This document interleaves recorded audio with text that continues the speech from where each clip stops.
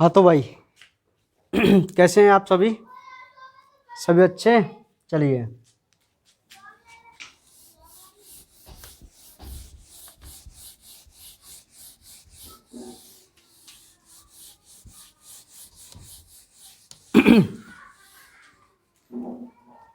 आज थोड़ा ज़रूरी काम होने की वजह से जो वीडियो है वो शाम के 4 साढ़े 4 जो मैंने बोला था थोड़ी लेट आ रही है।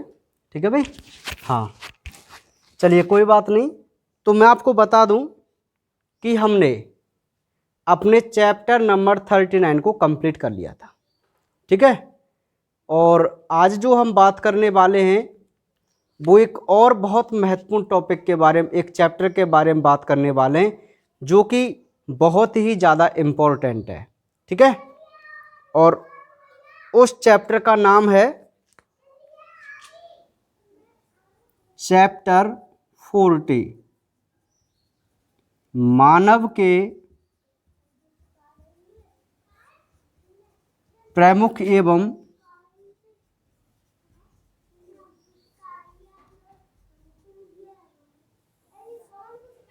सामान्य रोग। ठीक है? यह है चैप्टर नंबर 40।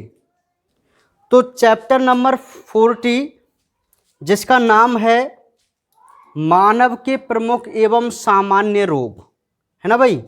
ये जो चैप्टर है, इस चैप्टर में हम अपने बहुत इम्पोर्टेंट डिजीज के बारे में पढ़ेंगे। एक डिजीज तो वो होती है जो तंत्रों से संबंधित है, वो अलग डिजीज है, और ये जो डिजीज हैं वो अलग होती है ना। इनको हम कुछ सामान्य रोग या प्रमुख रोग बोल के चलते हैं। तो यहाँ पे हम अपने जितनी भी बीमारियाँ हमारी बॉडी के अंदर होती हैं, जनरल डिजीज जो अक्सर होती रहती हैं, उनके बारे में हम इस चैप्टर में अध्ययन करेंगे। ठीक है? तो ये चैप्टर क्या है, इम्पोर्टेंट भी है। तो सिलेबस यदि घटता भी है तो भी इस चैप्टर के रहने के चांसेज हैं। समझ रहे हैं आप मेरी बात को? हाँ, तो इसलिए हमें ये चैप्टर पढ़ना है आराम से, कोई दिक्कत वाली बात नहीं है। तो देखिए, सबसे पहले मैं आपको बता दूं कि रोग क्या है ना, और इसके टाइप सब। देखो बहुत बेसिक हमें अभी यहाँ पे कुछ देर पढ़ना है। मैं आपको बता दूं, जो रोग हैं उसे हमें दो भागों में डिवाइड किया था, एक जन्मजात रोग और एक ग्रहित रोग। डिजीज जो हैं जिसको हमने दो कैटेगरी में डिवाइड किया, एक ऐसे रोग जो जन्मजात होते हैं और कुछ ऐसे रोग जो ग्रहित होते हैं। जन्मजात रोग का मतलब ऐसा होता है कि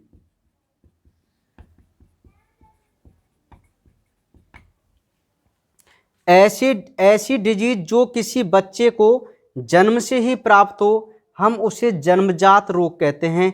जैसे कि सिकल सेल एनीमिया, खूब पढ़ा है आपने सिकल सेल एनीमिया।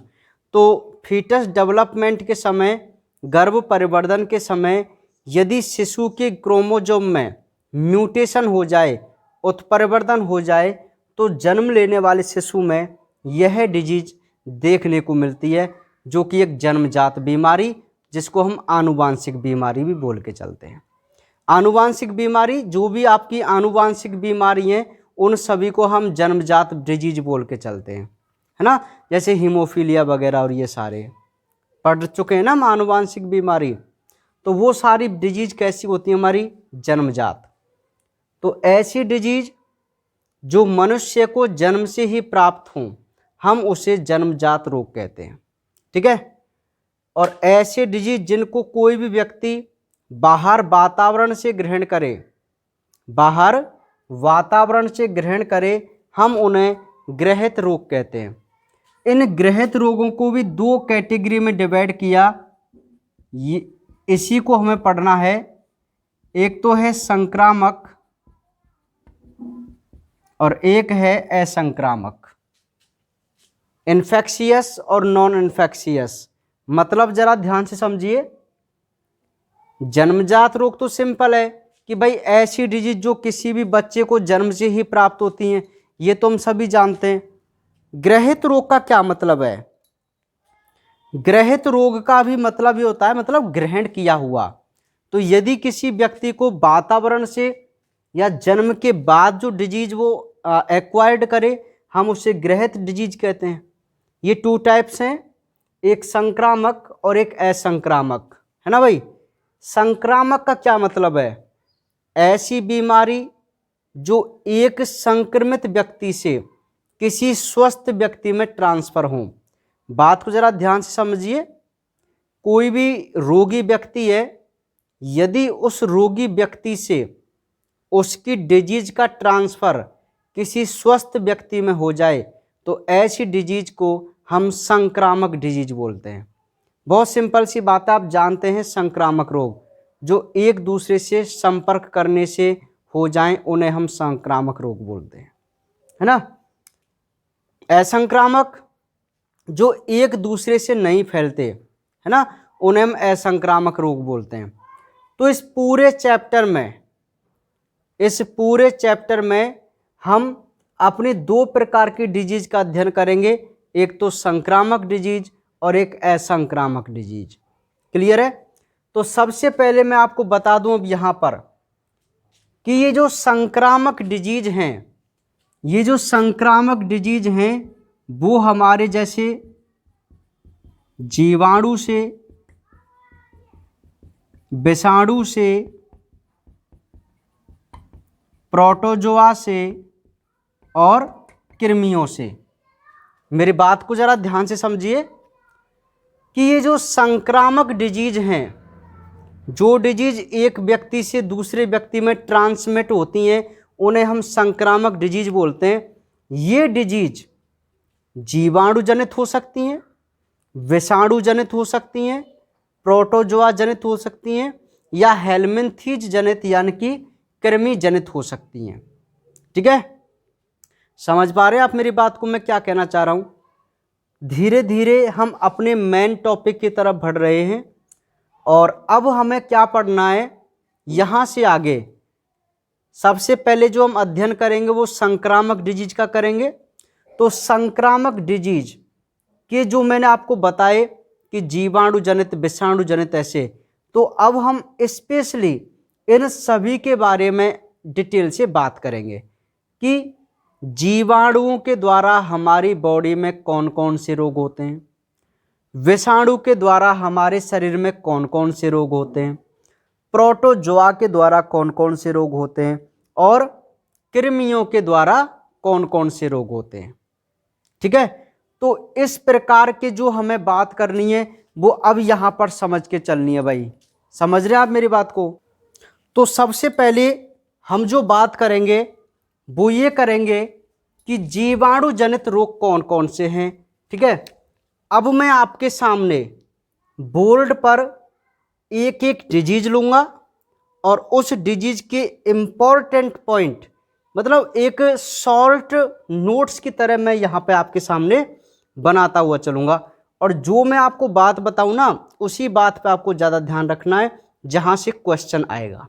ठीक है भाई? हाँ, तो अभी आप इतनी बात समझ गए कि जो रोग हैं वो जन्मजात और ग्रहित होते हैं। ग्रहित जो रोग है वो संक्रामक और असंक्रामक टाइप के होते हैं और उनमें सबसे पहले जो हम बात कर रहे हैं वो कर रहे हैं जीवाणु जनित रोग। कौन सा रोग? जीवाणु जनित रोग। तो जीवाणु जनित रोग में सबसे पहला जो रोग है वो है कुष्ठ यानी कि कोढ़ रोग, जिसको लेप्रोसी या हैंसन बीमारी के नाम से जाना जाता है। अब ये बहुत इंपॉर्टेंट बात आपके सामने चलने जा रही है भाई। अब आपको बहुत अच्छी तरीके से यहाँ पे ध्यान देना है। ठीक है, बिल्कुल मैं हर एक एक पॉइंट को आपके सामने क्लियर करूँगा। ऐसे नोट्स यहाँ पे मैं बनाऊँगा बहुत ही शानदार मतलब वाले पॉइंट हमें यहाँ पे लिखने। पीडीएफ में आपको सारी चीज़ मिल जाएगी। पीडीएफ में आज नहीं कर पाऊँगा आपको, लेकिन कल श्योर सेंड कर दूँगा, है ना भाई। और ये अभय डागुर जो है ये भी सुन लेना भाई, है ना, वो सेंड कर देना, है ना, समझ रहा है। हाँ, ओल्ड स्टूडेंट्स की कॉपी है, ठीक है भाई। चलिए, तो कुष्ठ या कोढ़ रोग, बात को जरा ध्यान से समझिए। मैं बात कर रहा हूं संक्रामक डिजीज की। हमें पता है संक्रामक डिजीज क्या है। ऐसी डिजीज जो एक व्यक्ति से दूसरे व्यक्ति में ट्रांसमिट हो जाए उसे हम संक्रामक डिजीज बोलते हैं। इसमें सर्वप्रथम हम पढ़ रहे हैं कि आखिर मनुष्य में जीवाणु के द्वारा होने वाली बीमारियां कौन सी हैं। तो अपने आप में यही एक अच्छी बात है कि भाई हमारे शरीर के अंदर जीवाणुओं द्वारा कौन कौन से रोग होते हैं। तो इम्पॉर्टेंट डिजीज जो हैं वो उनका जिक्र हम यहाँ पे करेंगे।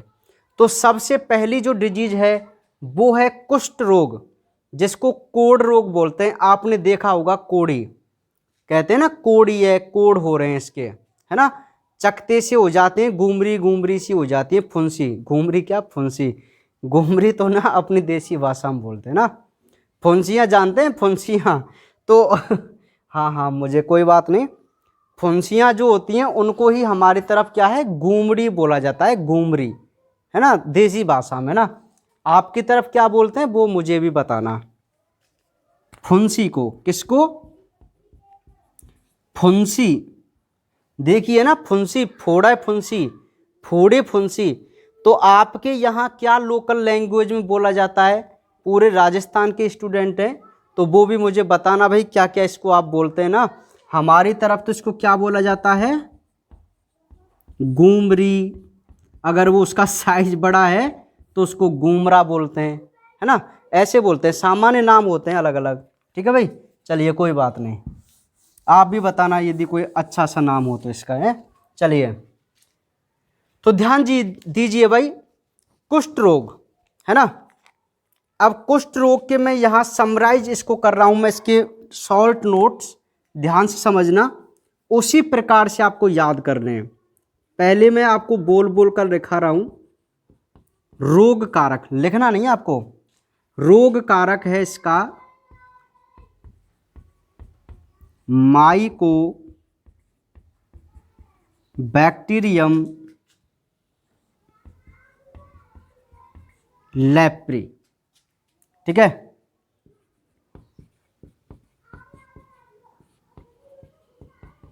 प्रभावित अंग तंत्रिका तंत्र, त्वचा, मांसपेशी, है ना। रोग का प्रसार घाव से निकलने वाला पदार्थ, ठीक है। फिर हम नेक्स्ट बात करते हैं इसके प्रकार की, टाइप की। तो टाइप में आता है नंबर 1 ट्यूबर क्लोइड, सेकंड है लेप्रोमेटस, थर्ड है बॉर्डर लाइन। एक बार मैं लिख देता हूं, आप समझते चलो, सारी चीज हम समझ के यहां पे चलेंगे। लक्षण, लक्षण में नंबर ए पॉइंट, अच्छा मैं देख लेता हूं आपको कहां तक दिख पाएगा, उसी हिसाब से, हाँ ठीक है, कोई दिक्कत नहीं, आ जाएगा। लक्षण में हम बात कर देंगे नंबर ए,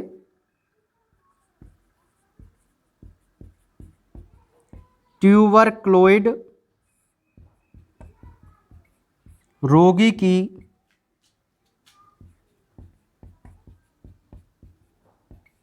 प्रतिरोधी क्षमता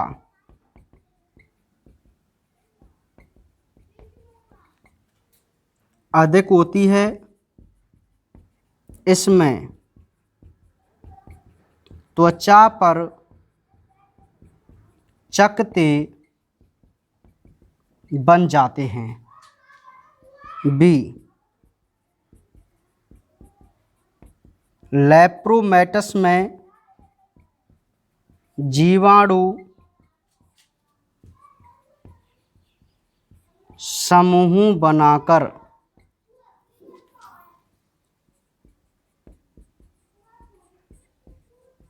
ग्लोबी रूप में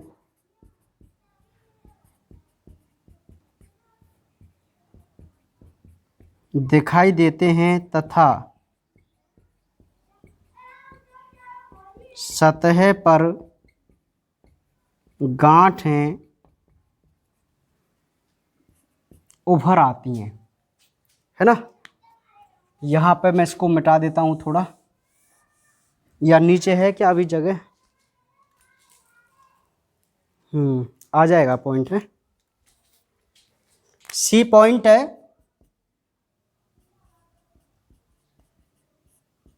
बॉर्डर लाइन में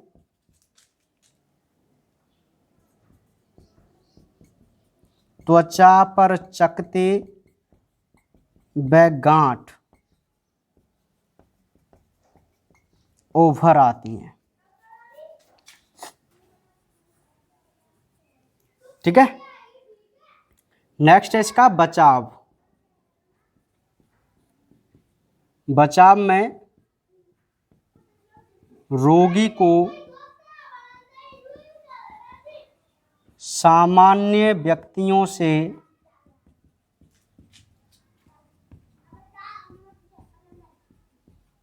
अलग रखना चाहिए। सेकंड है बीसीजी का टीका लगवाना चाहिए। देखिए भाई, तो मैं आपको बता दूं कि हमारी जितनी भी डिजीज हैं, अब आप देखेंगे तो थोड़ा बहुत ही आपको ज़्यादा थ्योरी आपकी बुक में देखने को मिलेगी, और अधिकतर जो बच्चे इसी से कंफ्यूज हो जाते हैं, सर पता नहीं कहाँ से क्या करना है, पता ही नहीं चल रहा है इसमें, है ना भाई। तो देखो नोट्स, मैं आज आपको एक बात बता दूं कि आखिर हम नोट्स क्यों लिखते हैं, इसका मतलब क्या है नोट्स का। भाई नोट्स का मतलब ये है कि आप अपनी नोटबुक में सबसे सरल तरीका और मोस्ट पॉइंट इंक्लूड कीजिए अपने नोट्सों में, सरल तरीके से, शॉर्ट तरीके से अपनी उस थ्योरी को एडजस्ट करना ही नोट्स कहलाता है। अब नोट्स का मतलब भी ये नहीं होता कि जैसा किताब में लिखा हुआ है डिटो ऐसा ही लिख दें, भाई बिल्कुल भी नहीं है। कुछ जो बेकार की लाइनें हैं जिन पे हमें कोई मार्क्स नहीं मिलता, तो हम उनको स्किप कर दें तो ज़्यादा बेटर रहता है ना।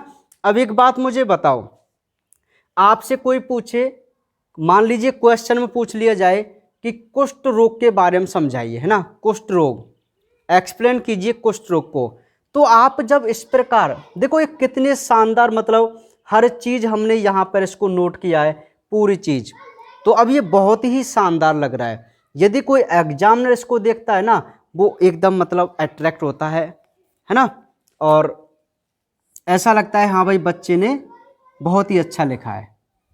समझ रहे आप मेरी बात को? हाँ। और इसमें क्या है, यदि आपको ऐसे नोट्स मिल जाए ना, तो आपको पढ़ने में भी बहुत मजा आता है। देखो हम भी कभी स्टूडेंट थे ना, तो हमारे सामने सबसे बड़ी समस्या यही थी, नोट्स, है ना। टीचर थे, आते थे, किताब से पढ़ाया, पता ही नहीं चलता कि यार बुक में कहाँ से क्या करें, है ना। और जब हमें बहुत सुंदर नोट्स कहीं से मिल जाते थे ना, उनको पढ़ने में इतना मज़ा आता था, बहुत ज़्यादा। नोट्स का ना बहुत इफेक्ट पड़ता है पढ़ने पर, ये आप सभी जानते हैं, है ना। हाँ, तो ध्यान से देखिए, हमारे पास आज एक डिजीज है जिसको मैं कुष्ठ रोग बोल के चल रहा हूँ, है ना।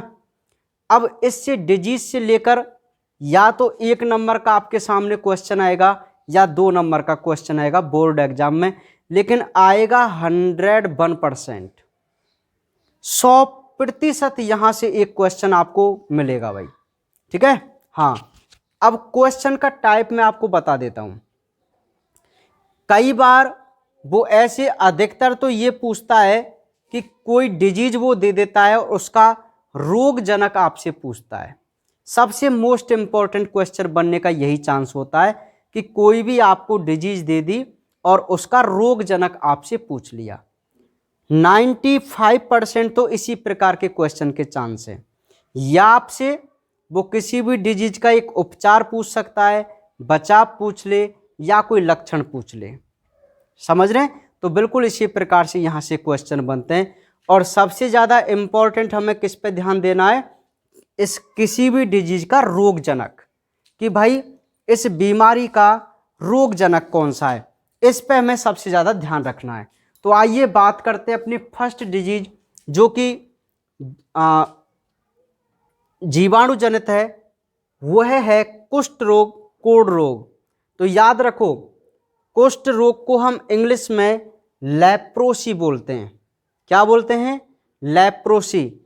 इसका अध्ययन हैंसन नाम के वैज्ञानिक ने किया, तो इसका नाम हम हैंसन बीमारी भी इसको बोला जाता है।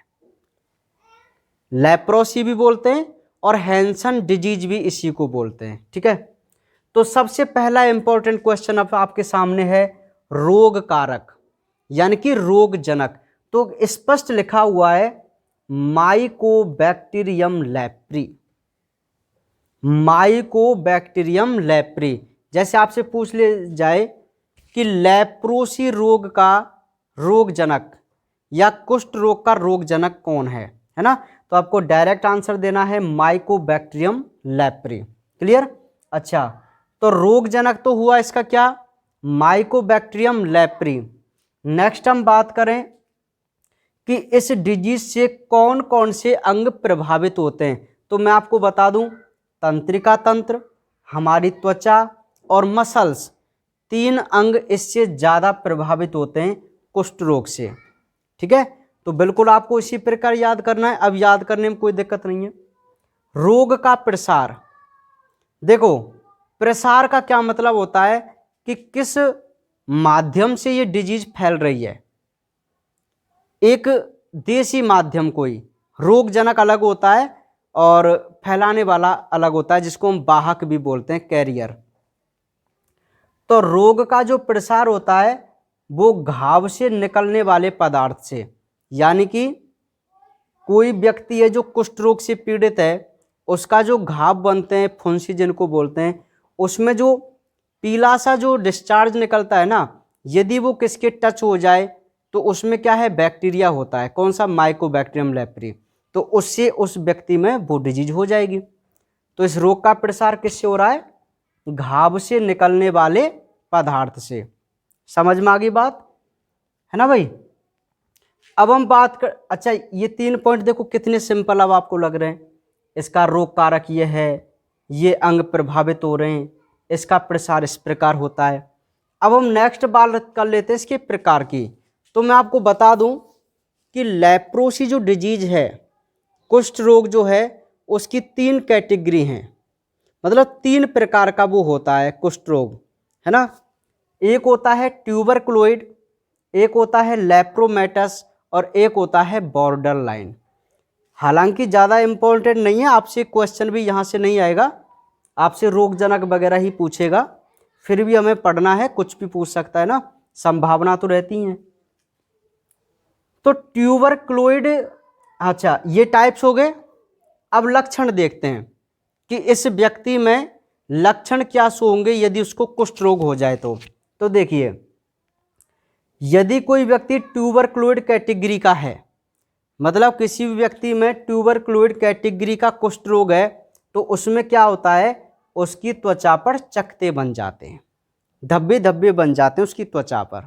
ठीक है, और यदि कोई व्यक्ति लेप्रोमेटस से पीड़ित है, तो उसमें क्या होगा कि जो लेप्री जीवाणु है वो ग्रुप बना लेता है और ग्लोब शेप में दिखाई देता है, ग्लोब।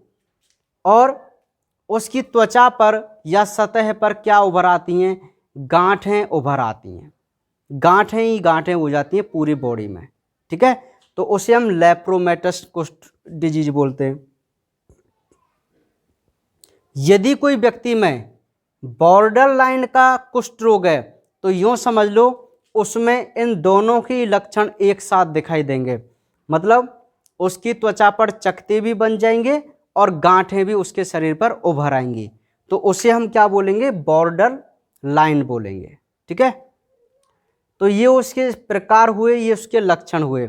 लक्षण में मोस्टली त्वचा पर चकत्ते बनना और सतह पर गांठें उभरना। ठीक है, नेक्स्ट हम बात करते हैं इसके बचाव की, कि कुष्ठ रोग से हम बचाव कैसे कर सकते हैं। देखो, बचाव में और उपचार में अंतर होता है। उपचार का मतलब होता है जब हम हॉस्पिटल से कोई कार्य करवाएं, उसे हम उपचार बोलते हैं, और बचाव का मतलब होता है जिसे हम खुद कर सकते हैं अपने घर पर। समझ में आ रही मेरी बात? तो बचाव और उपचार, इसमें भी बहुत अंतर है भाई। उपचार का मतलब ये समझ लेना कि आप हॉस्पिटल से सहायता ले रहे हैं, बचाव आप खुद कर सकते हैं उसको, बस, है ना, यही होता है। तो बचाव की मैं बात करूं तो जो व्यक्ति रोगी होता है उसे अन्य व्यक्तियों से अलग रखना चाहिए। उसके कपड़े हैं, उसका भोजन के बर्तन वगैरह हैं, वो सारी चीज़ें ना बिल्कुल सेपरेट होनी चाहिए। भाई, संक्रामक डिजीज का तो मतलब यही है कि यदि कोई व्यक्ति में संक्रामक डिजीज है ना, तो बस आप उसे सेपरेट कीजिए। तो ये सबसे बड़ा बचाव है। दूसरा, एक बहुत इंपॉर्टेंट क्वेश्चन, बीसीजी का टीका। किसका टीका? बीसीजी का टीका। अब ये जो बीसीजी है, इसकी फुल फॉर्म मैं आपको 11वीं क्लास में बता चुका हूं और मैं अब आपको नहीं बताऊंगा। ठीक है, तो जिन बच्चों को ये याद है बीसीजी का टीका, वो इसकी फुल फॉर्म मुझे कमेंट बॉक्स में रिप्लाई करना। क्या? बीसीजी की फुल फॉर्म, ये ना कमेंट आपको जरूर करना है, क्योंकि सभी बच्चों को इसके बारे में पता होना चाहिए कि भाई बीसीजी की फुल फॉर्म क्या है। और यार, मुझे कभी कभी क्वेश्चन पूछने को मौका मिलता है, तो भाई नहीं छोड़ना चाहिए ना। फिजिक्स केमिस्ट्री में तो क्वेश्चन ही क्वेश्चन है ना। तो आप मुझे ना बीसीजी का फुल फॉर्म बताना कमेंट बॉक्स करके, ठीक है? हाँ, तो ये बात समझ में आ गई। तो जैसे अब आपसे पूछ लिया जाए कि कुष्ठ रोग से बचाव के लिए कौन सा टीका लगाया जाता है, तो आपको डायरेक्ट आंसर देना है, बीसीजी का टीका लगाया जाता है। समझ में आ गई बात? ठीक है, तो ये है हमारी पहली डिजीज। तो आज हमने अपने इस चैप्टर की शुरुआत की, जिसमें हमने एक डिजीज को कंप्लीट किया, जिसे बोलते हैं कुष्ठ रोग। तो आज आप थोड़ा बहुत समझ पाए होंगे कि आखिर ये जो कुष्ठ रोग है, जिसको हम बहुत समय से सुनते आ रहे हैं, वो क्या चीज़ है, कैसे होता है, क्या उसके लक्षण हैं, क्या उसका बचाव उपचार है। ठीक है भाई? तो बिल्कुल ऐसे ही आपको नोट्स मिल जाएंगे, पीडीएफ मिल जाएगी। हाँ, पीडीएफ में भी आप देख लिया करो। कई बार देखो होता क्या है कि कई बार कोई लाइन मिस भी हो जाती है और कोई लाइन एक्स्ट्रा भी हो जाती है, तो आप अपने हिसाब से एडजस्ट कर लिया करें, पूछ कर मेरे से ना। हाँ, तो आज के लिए केवल इतना ही पढ़ेंगे। बाकी की जो और जीवाणु जनित डिजीज हैं, उनके बारे में हम कल बात करेंगे। ठीक है, तो इस डिजीज को आज आप पढ़ना, इसके रोगजनक वगैरह, और आगे की डिजीज को भी आप देखना भाई। ठीक है।